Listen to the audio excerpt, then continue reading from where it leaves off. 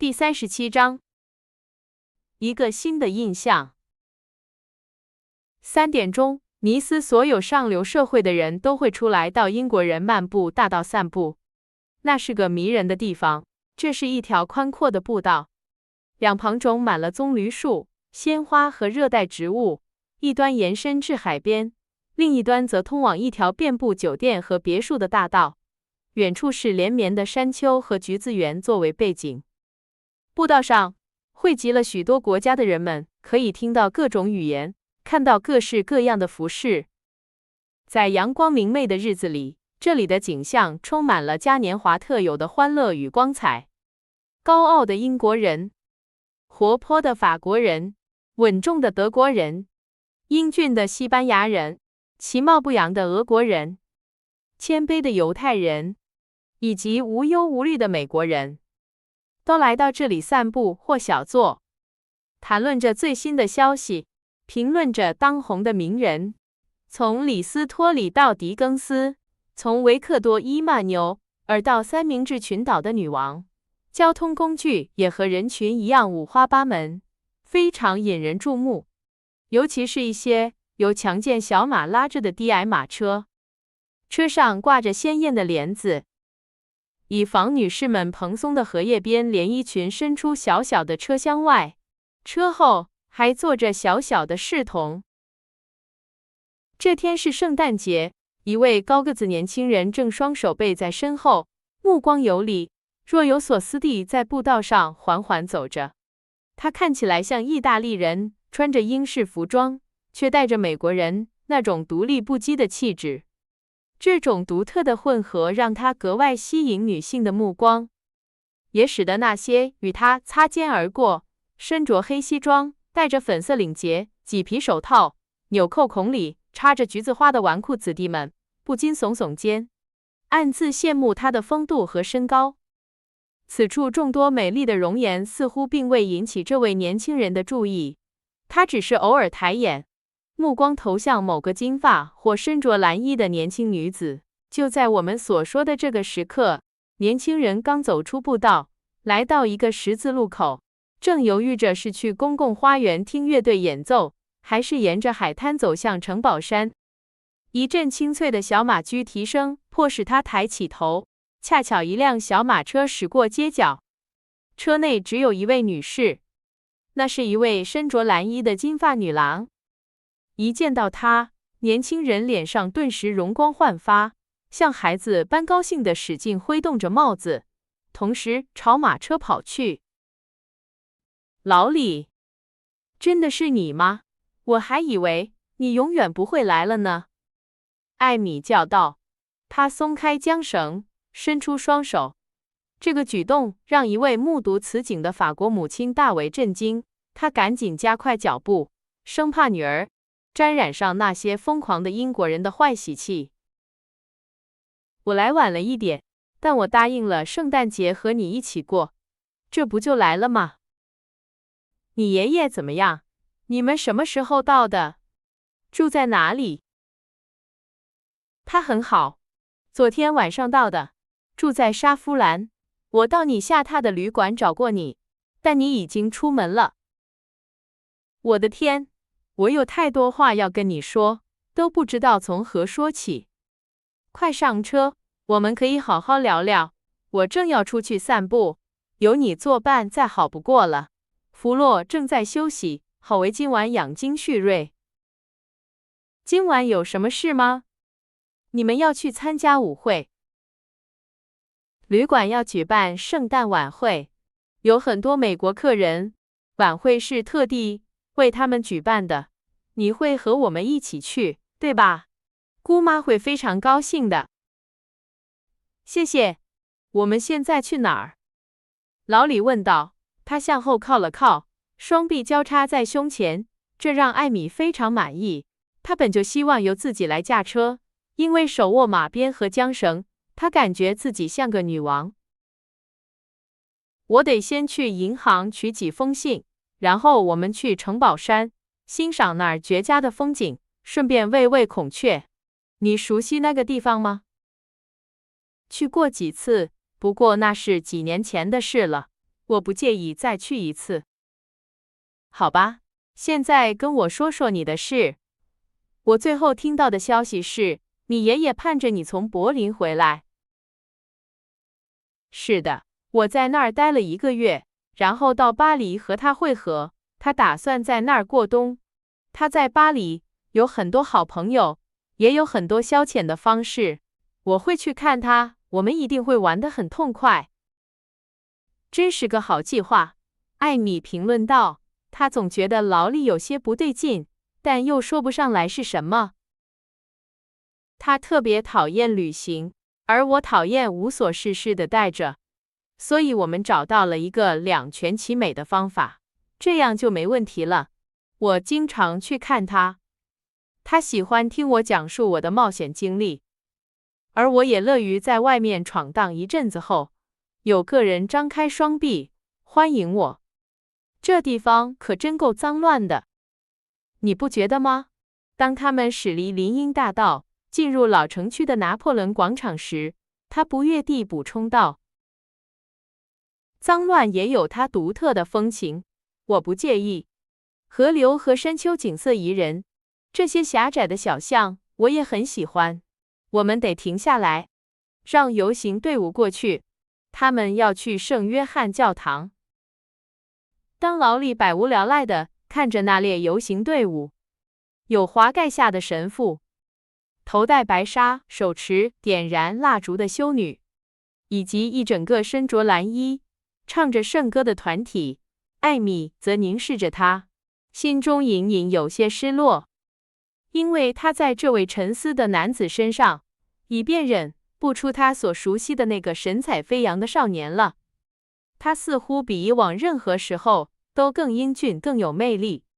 然而，重逢的喜悦过后，劳里的神情又恢复了那种疲惫和无精打采的样子，并非生病或不幸，而是经历了几年忧郁生活后，他显得比人们预期的更为成熟和严肃。他不明白他究竟经历了什么，也不敢开口询问。他摇了摇头，待游行队伍消失在帕格里奥尼桥 （Paglioni Bridge） 的拱门下，朝着教堂方向走远后，他才重新启动了马车。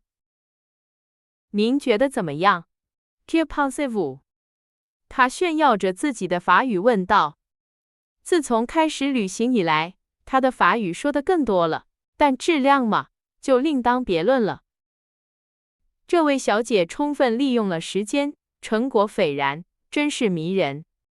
劳力回答，他一手按胸，鞠了一躬，赞赏地注视着这位年轻的女士。他脸红了，但不知为何，这句恭维话并没能带给他如往日那般真切的喜悦。不像从前他们还住在家中，每逢节庆相聚时，那小子更为坦率的赞美。那时他会说句你棒极了，然后开心地笑着，拍拍他的头。他如今采用的这种新语气让他不悦，因为他听起来带有一丝冷淡。如果成长意味着变成这样，我宁愿他永远是个大男孩。他想，尽管心中感到一种莫名的失望和不自在，他还是装出一副愉快轻松的样子。抵达艾维多 （Avec Jourdor） 后，他收到了几封家信，便将缰绳交给了劳里，自己专心读起信来。马车行驶在绿荫夹道的小径上，两旁是绿植和盛开的玫瑰，仿佛6月一般。妈妈说，贝斯身体很不好，我常常想我应该回去，但大家都鼓励我留下来。我听从了他们，因为我知道我再也不会有这样的机会了。艾米神情严肃地看着其中一页信纸说道：我想你是对的，你在家也帮不上什么忙，而且大家知道你一切都好，开开心心玩得尽兴，他们反而会更安心，亲爱的。说着，他稍稍靠近了一些，又变回了从前那个老李。艾米感到心中时常压着的恐惧减轻了许多，因为年轻人的眼神，他的姿态以及那声亲爱的，让他觉得，万一发生什么不幸，他也不会孤身一人待在这陌生的国度。不一会儿，他便笑着给老李看乔的一幅漫画，画中的乔穿着他的写作专用服，帽子上扎着挺阔的蝴蝶结，嘴里冒出一句话：天才正在熊熊燃烧。老李笑了笑，接过画片，收进大衣口袋里，说是免得被风吹跑了，然后饶有兴致地听着兴高采烈的艾米大声读着一封信。这对我来说可真是个美妙的圣诞节。早上有礼物，下午有你和这些信的陪伴，晚上还有派对。当他们来到古老堡垒的废墟时，艾米说道：一群华丽的孔雀迎了上来，温顺地等待他们喂食。当老李把面包屑分给那些华丽的鸟儿时，艾米坐在附近的长凳上笑着。年轻人也像他先前打量他那样观察着他，出于一种自然的好奇心，想看看时间和分离在对方身上留下了怎样的改变。他所看到的并没有让他失望或困惑，反而是愉悦和赞赏。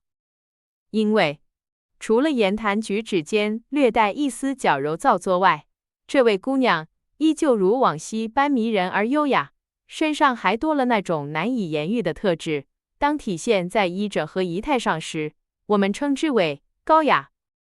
艾米向来比同龄人成熟，如今在举止和谈吐上更添了几分沉稳，因此给人的印象是，她比实际更见多识广。她旧时的坏脾气偶尔还会显露，她强烈的个性依然十分突出，而那层外国的浮华并未削减她天生的坦率。老李在观察他喂孔雀时，并未完全意识到所有这些细节，但他所领略到的足以让他感到满意和兴味盎然，并将那一幕深深印在脑海。一位年轻女子，容光焕发，沐浴在阳光下，阳光凸显了她连衣裙柔和的色彩，脸颊红润的色泽，以及头发金色的光辉。当他们快要到达那片布满石头的山顶平台时，艾米朝他招了招手，像是在邀请他参观他最喜欢的角落，一边指点着各处，一边说道：你还记得大教堂和科索大街吗？还有渔夫们在海湾里撒网的情景，以及那条通往维拉弗兰卡的迷人公路。舒伯特的故居就在那下面。最棒的是，你看到海面上那个小小的斑点了吗？那是科西嘉岛。是的，我全都记得很清楚，几乎没什么变化。他没什么热情地回答道。瞧，要是能看到那著名的斑点，他该多高兴啊！艾米说道，他心情不错，也希望他能更振作些。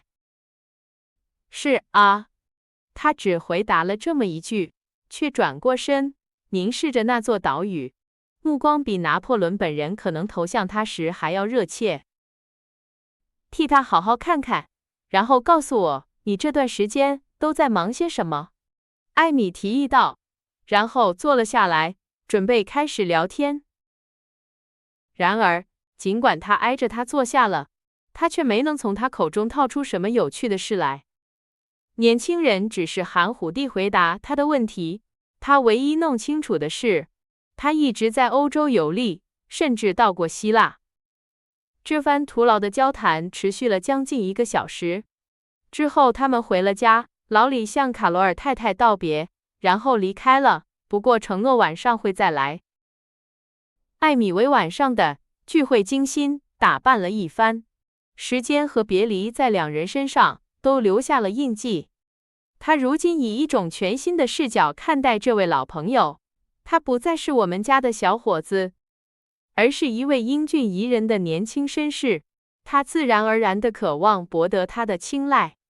他深谙如何展现自己的魅力，并凭着那种品味和技巧，这正是一个身无分文却容貌姣好的年轻女子真正的财富。精心打扮起来，因为薄纱在尼斯不贵，他选择用这种面料装点自己当晚的形象。依照英国习俗，未婚少女应穿着简朴。于是她选了一件朴素的礼服，配以鲜花、一些人造珠宝和几件雅致却不昂贵、效果却十分出众的配饰。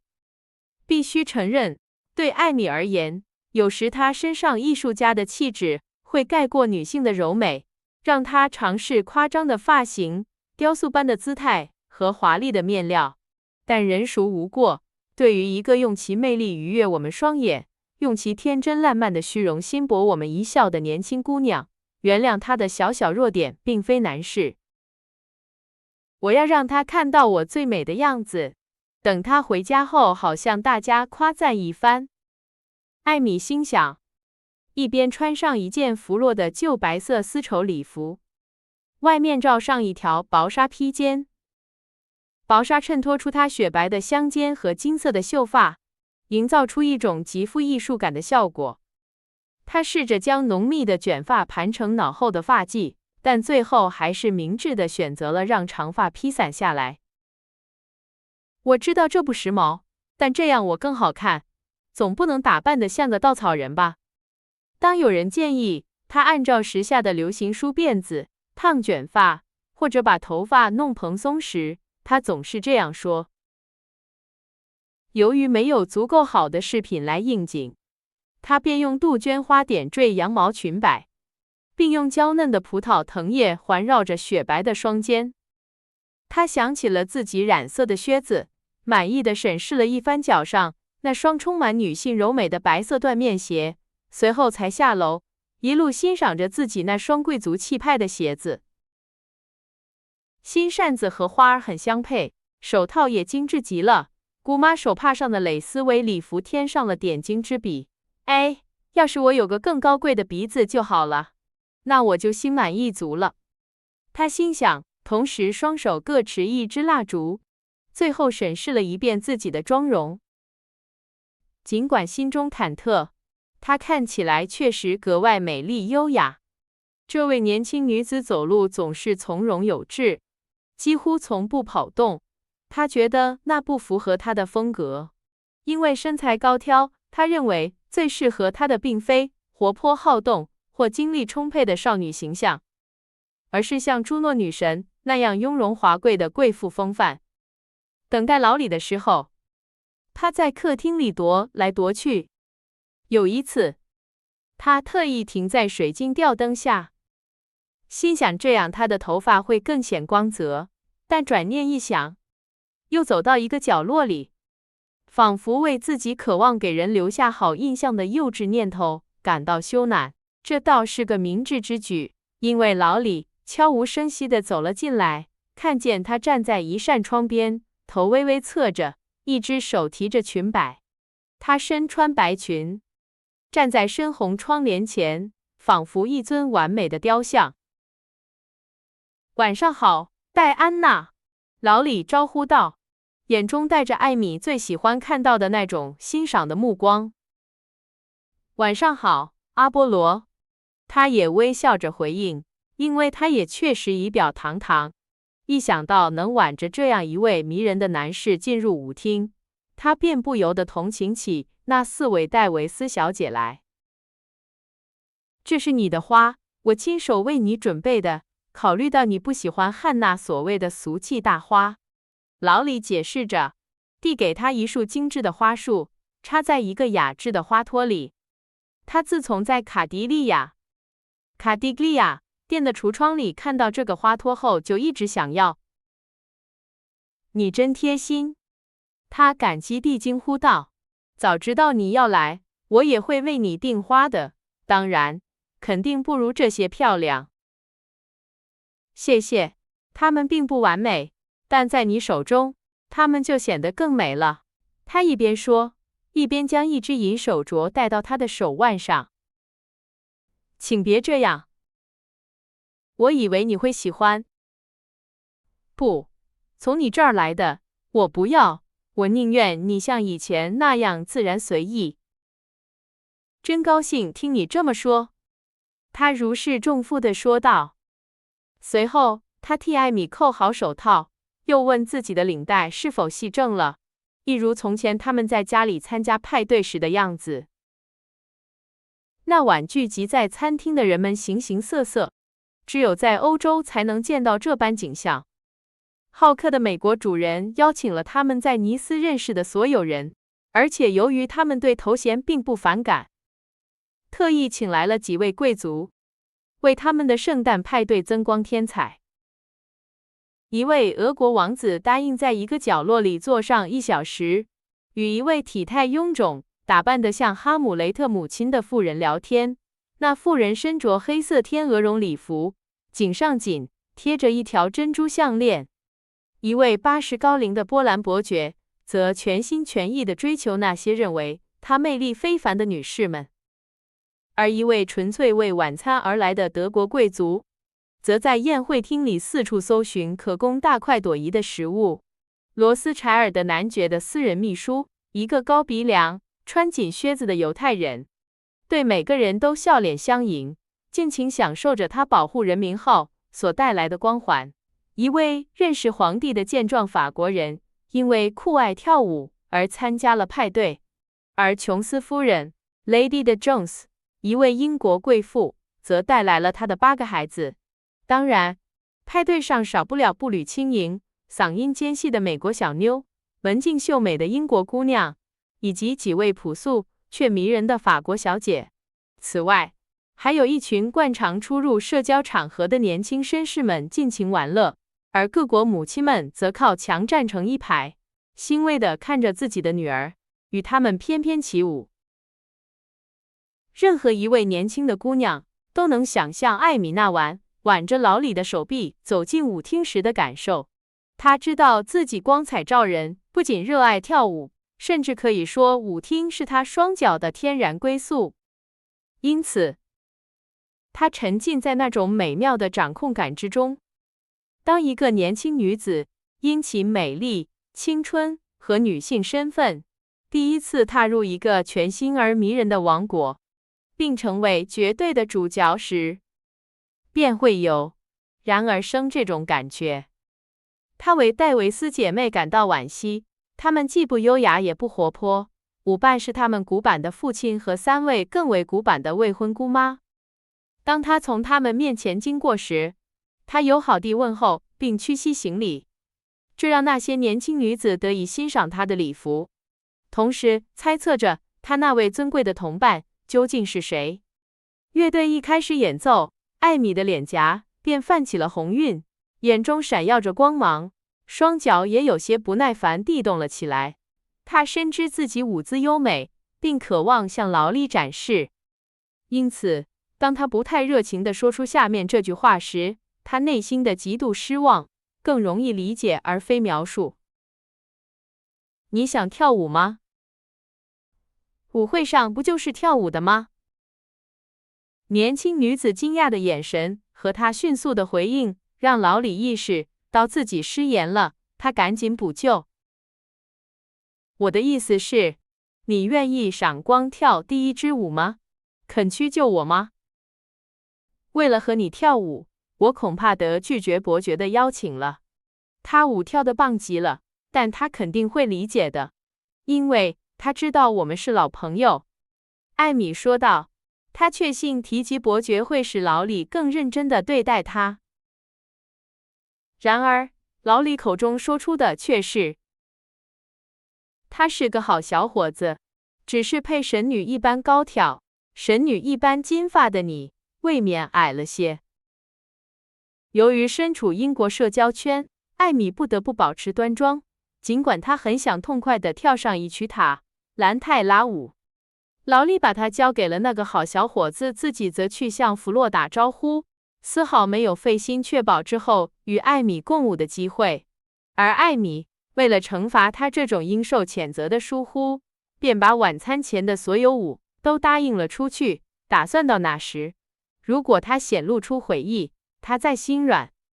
当他不慌不忙地向他走来，而不是像人们期望的那样跑过来，邀请他跳下一支极好的波尔卡时，艾米骄傲地向他展示了自己写满舞伴名字的舞会卡。那小子礼貌的道歉未能使他心软。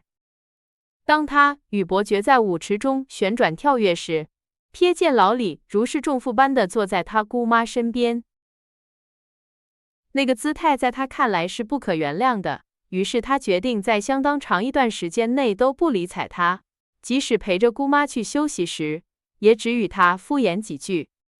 然而，将怒气藏于微笑之后，效果反而更好，因为他看起来比任何时候都更快乐、更耀眼。老李看得入了迷，因为艾米不像其他女孩那样蹦蹦跳跳或漫无目的地晃悠，而是舞姿真正优雅，并且享受着舞蹈这个本该对所有人而言都是愉悦的消遣。他从这个新的角度审视着她。当晚会进行到一半时，他心想，小艾米快要变成一位迷人的女性了。聚会非常热闹，因为节日的欢乐气氛很快感染了每一个人。圣诞的喜悦照亮了人们的脸庞，愉悦了人们的心灵，也让舞者们的脚步变得轻盈。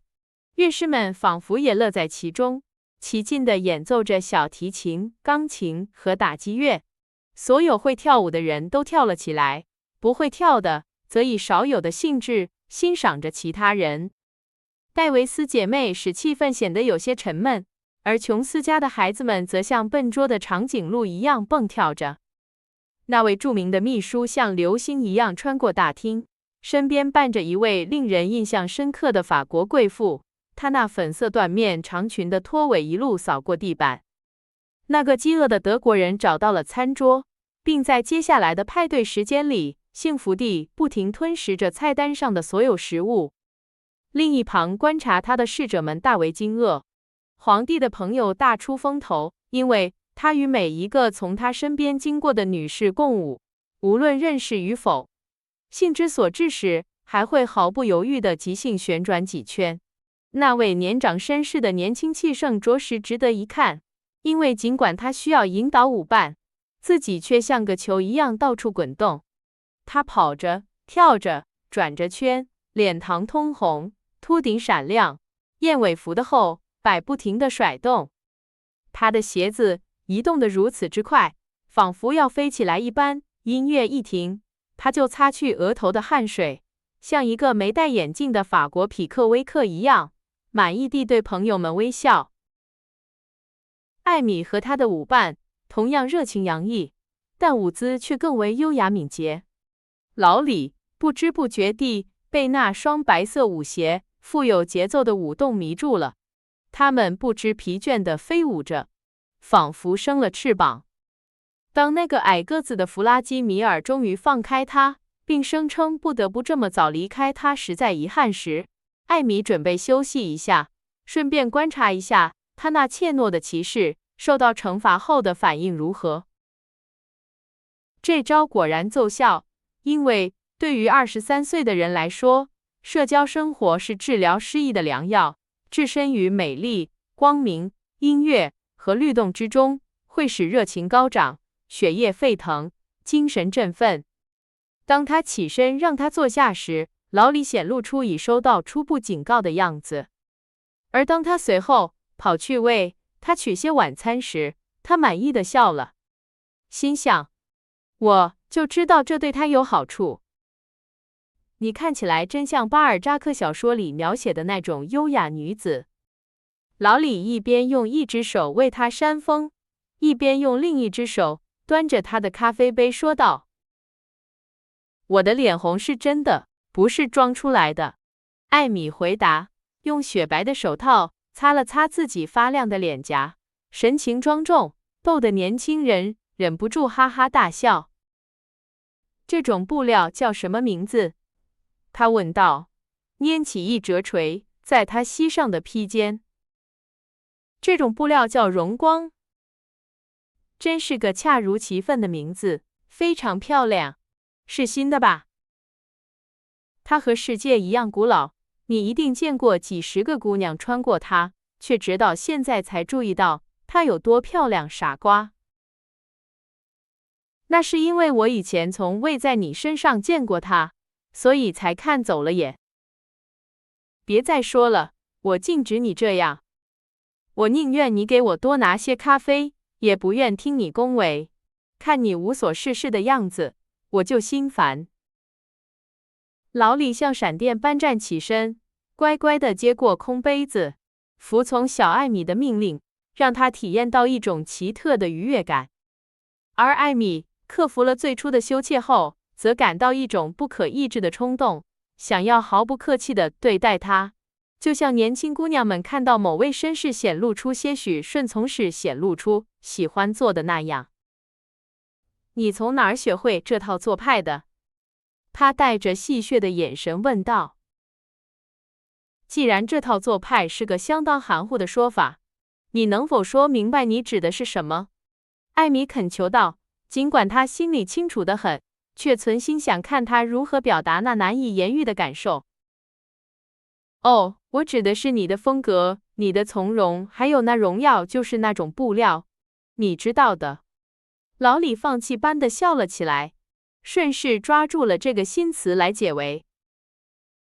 艾米很满意，但当然没有表露出来，只是带着几分娇羞的神情指出，不管我们愿不愿意，在国外生活总能学到很多东西，我既努力学习，也尽情玩乐。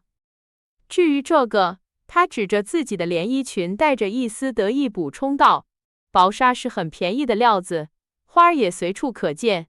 我一向习惯于就地取材，尽量利用手头有限的东西。艾米立刻为自己最后那句话感到后悔，担心那话说得不够得体，但老李却因此更喜欢她了。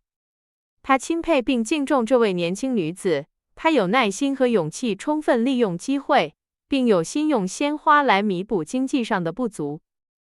尽管艾米不知道老李为何用如此温柔的目光看着她，将她的名字写在她的舞会卡上，并在晚会的剩余时间里对她百般殷勤，但事实上，这种令人愉悦的转变，是他们两人都不知不觉间感受到的一种全新印象所带来的结果。